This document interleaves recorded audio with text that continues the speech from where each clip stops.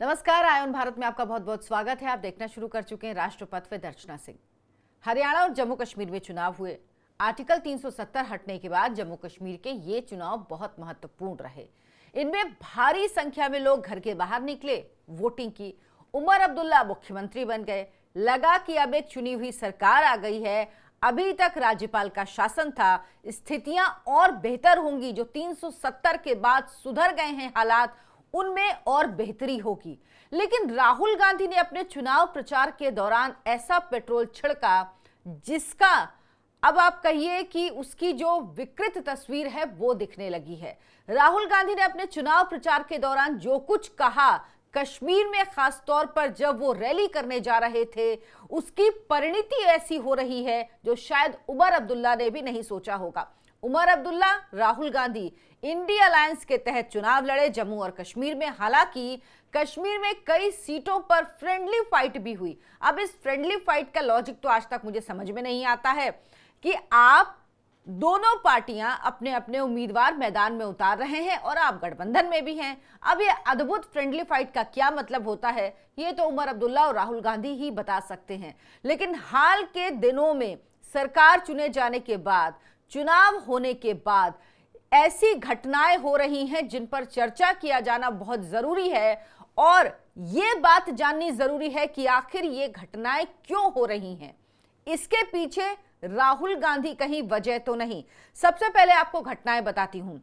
अभी 15 दिनों, सिर्फ पिछले 15 दिनों की बात करूंगी, जिसमें 19 लोग मारे जा चुके हैं। 24 अक्टूबर 2024 की शाम गुलमर्ग के पास सेना की एक गाड़ी में हमला हुआ। नागेर इलाके में 18 राष्ट्रीय राइफल्स की गाड़ी पर हमला किया गया। 2 जवान शहीद हो गए इसमें, और सेना के 2 कुलियों ने भी अपनी जान गंवाई। 3 लोग इस पूरे हादसे में घायल हुए हैं। इससे पहले पुलवामा के त्राल इलाके में आतंकवादियों ने उत्तर प्रदेश के एक मजदूर की गोली मारकर हत्या कर दी गई थी। आप देखिएगा, सेना के लोगों पर हमला हो रहा है, जो बाहर के हैं, उत्तर प्रदेश के हैं, बिहार के हैं, उन पर हमला हो रहा है। 20 अक्टूबर को गांदरबल के गगनगीर इलाके में एक अंडर कंस्ट्रक्शन बिल्डिंग में हमला हुआ। इसमें 6 बाहरी मजदूरों और एक डॉक्टर की मौत हुई। यानी इसमें भी 6 जो बाहरी मजदूर थे उन्हें निशाना बनाया गया था, लेकिन स्थानीय डॉक्टर की भी इसमें मौत हुई। 18 अक्टूबर को शोपियां जिले में आतंकवादियों ने हमला किया, जिसमें एक मजदूर की गोली मारकर हत्या कर दी गई।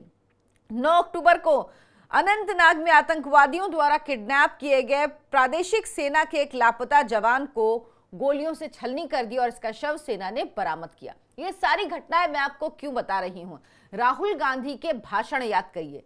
जब राहुल गांधी कश्मीर में चुनाव प्रचार के लिए जाते थे तो वो क्या कहते थे? वो एक ही लाइन कहते थे कि बाहरी लोगों ने आप कश्मीरियों का हक मारा हुआ है। आपको बाहरी लोग डिक्टेट कर रहे हैं, आपके संसाधनों का उपयोग बाहरी लोग कर रहे हैं। अब एक बात समझ से परे है, भारत पूरा एक देश है। कोई भी व्यक्ति किसी भी प्रदेश में जा सकता है, काम कर सकता है, रह सकता है, ये आजादी है। क्या राहुल गांधी कश्मीर को अलग मानते हैं? क्या राहुल गांधी को लगता है कि कश्मीर भारत का हिस्सा नहीं है? क्योंकि अगर वहां पर राज्यपाल हैं, राज्यपाल का शासन चल रहा था, तो बाहरी कैसे हो सकता है कोई व्यक्ति? मनोज सिन्हा बाहरी कैसे हो सकते हैं? वो भारत का, कश्मीर भारत का अभिन्न अंग है। जो भारत का अंग है, इसी तरह से हर प्रदेश में होता है। कहीं का भी कोई व्यक्ति राज्यपाल बनता है, ये होता है, ऐसा नहीं सिर्फ कश्मीर के लिए है। तो उसके बाद ये कहना कि बाहरी व्यक्ति आप पर राज कर रहे हैं, आपके संसाधनों का उपयोग कर रहे हैं, आपके जो काम है वो बाहरी लोगों को दिए जा रहे हैं, ये सारी आग राहुल गांधी ने लगाई। पेट्रोल छिड़क कर राहुल गांधी गए थे कश्मीर चुनावों के दौरान, जिसकी परिणति अब दिख रही है, जिसकी झलक अब दिखने लगी है जब बाहरी लोगों को निशाना बनाया जा रहा है।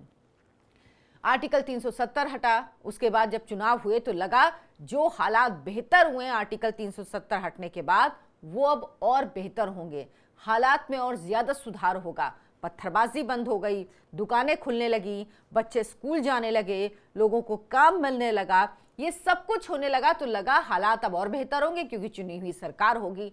लेकिन ऐसा लगता है उमर अब्दुल्ला फेल हैं। ऐसा लगता है उमर अब्दुल्ला हालात को काबू नहीं कर पा रहे। ऐसा लगता है कि जो राहुल गांधी आग लगा के गए थे, जो सहयोगी दल के सदस्य हैं उमर अब्दुल्ला के, गठबंधन में शामिल हैं, उस आग को उमर अब्दुल्ला कंट्रोल नहीं कर पा रहे हैं। हालांकि उमर अब्दुल्ला ने तब भी कई बार राहुल गांधी को कहा था कि वो कश्मीर में इतना प्रचार क्यों कर रहे हैं, वो जम्मू में जाकर क्यों प्रचार नहीं करते। लेकिन राहुल गांधी जब भी कश्मीर गए उन्होंने सिर्फ और सिर्फ आग लगाई है। आपको याद होगा 2024 के चुनावों के काफी पहले राहुल गांधी एक बात कहते थे, पूरे देश में पेट्रोल छिड़का हुआ है, सिर्फ एक तीली लगाने की देर है। वही तीली अब लगी है। पेट्रोल छिड़क के राहुल गांधी गए थे कश्मीर में।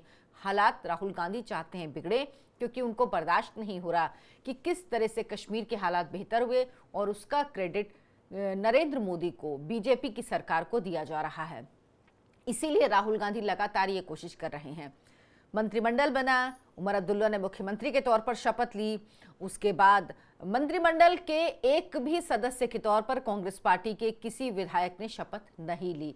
किसी को भी उमर अब्दुल्ला ने मंत्री नहीं बनाया, क्योंकि उमर अब्दुल्ला जानते हैं राहुल गांधी कन्फ्रंटेशन करना चाहते हैं केंद्र सरकार से, नरेंद्र मोदी से।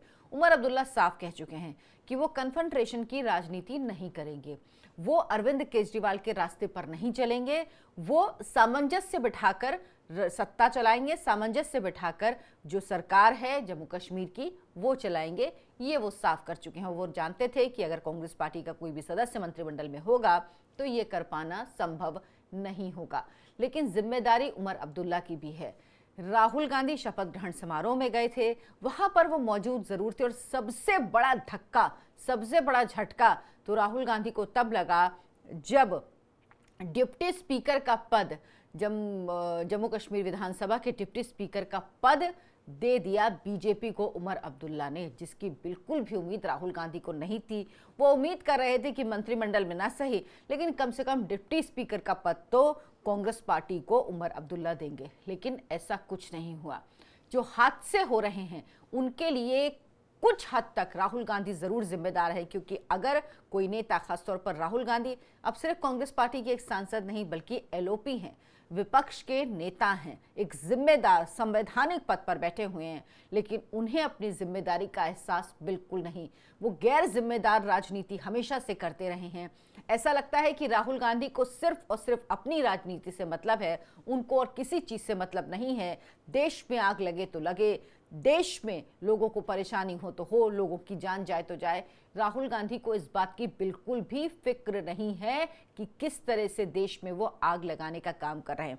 वो जाति की बात करते हैं, जातियों में बांटने की। राहुल गांधी कभी इंक्लूसिव पॉलिटिक्स नहीं करते, वो कभी भी लोगों को साथ लेकर चलने की बात नहीं करते। आप उनके जितने भी भाषण सुनिए, सिर्फ और सिर्फ तोड़ने की बात करते हैं। जोड़ने की बात आप राहुल गांधी के एक भी भाषण में नहीं सुनेंगे।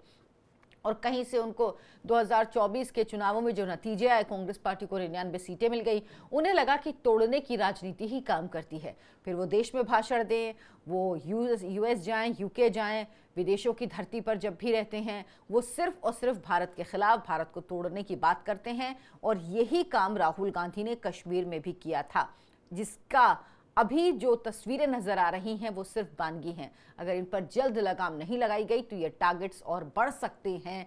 जिस तरह की तस्वीरें एक के बाद एक पिछले 15 दिनों में अगर 19 लोगों की हत्या हुई है तो ये एक बड़ा आंकड़ा है, क्योंकि कश्मीर में शांति लौट चुकी है।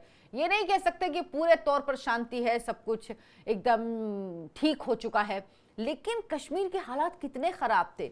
वहां से यहां तक कश्मीर आया है कि चुनाव में 70% तक लोगों ने वोटिंग की है। इतना हाई वोटिंग हुई है, तो उसके बाद तो उम्मीद यही थी कि हालात और बेहतर होंगे। उमर अब्दुल्ला पर अब जिम्मेदारी है कि वो राहुल गांधी, जो उनके गठबंधन के साझेदार हैं, उनको समझाएं और बताएं कि इस तरह की राजनीति करना बंद करें। राहुल गांधी को अगर ये बात समझ में आती है तो उनकी राजनीति के लिए ये बेहतर होगा, क्योंकि अगर वो देश में अमन शांति चाहते हैं, वो चाहते हैं कि देश आगे बढ़े, तरक्की करे, विकास हो, तो इसके लिए जरूरी है कि अमन शांति रहे। और राहुल गांधी कम से कम जिस जिम्मेदार पद पर हैं एलओपी के, उसकी जिम्मेदारी निभाएं तो ये देश के लिए अच्छा होगा और राहुल गांधी की भविष्य की राजनीति के लिए भी। क्योंकि 99 सीट 2024 में आने के बाद राहुल गांधी को लग रहा था कि बस अब नाउ आई हैव अराइव्ड, लेकिन हरियाणा और कश्मीर के चुनावों ने साफ कर दिया कि ऐसा कुछ नहीं है। हरियाणा में तो जिस तरह की हार हुई, वो हार तो राहुल गांधी ने कभी कल्पना नहीं की होगी। ना पहलवान का मुद्दा चला, ना जवान का मुद्दा चला, ना आरक्षण का मुद्दा चला, ना संविधान का मुद्दा चला। बेटियों की लड़ाई लड़ रहे थे, कोई भी मुद्दा नहीं चला। सर के बल, मुंह के बल गिरे जिसे कहते हैं, वो हालत हुई कांग्रेस पार्टी की। और जम्मू कश्मीर में भी जम्मू से कांग्रेस पार्टी साफ हो गई। कश्मीर में सिर्फ 6 सीटें जीत पाई है। कांग्रेस पार्टी की स्थिति इतनी खराब है, लेकिन उसके बावजूद भी राहुल गांधी और कांग्रेस पार्टी सीखने को तैयार नहीं है। अब देखना होगा उमर अब्दुल्ला किस तरह का काम करते हैं। अगर उमर अब्दुल्ला राहुल गांधी के साथ इसी तरह से राजनीति करेंगे तो यकीन मानिए उमर अब्दुल्ला की राजनीति भी ज्यादा दिन नहीं चलने वाली। अगर आपको वीडियो पसंद आया हो तो लाइक करें, शेयर करें, चैनल को सब्सक्राइब जरूर कर लें और कमेंट करके जरूर बताएं कि आप इस बारे में क्या सोचते हैं। आपको क्या लगता है कश्मीर में जो कुछ भी हो रहा है उसके लिए कौन जिम्मेदार है? कश्मीर के हालात जो इतने बेहतर हुए हैं उसका क्रेडिट किसे दिया जाना चाहिए? और उमर अब्दुल्ला को आप एक मुख्यमंत्री के तौर पर कैसे देखते हैं? धन्यवाद, नमस्कार।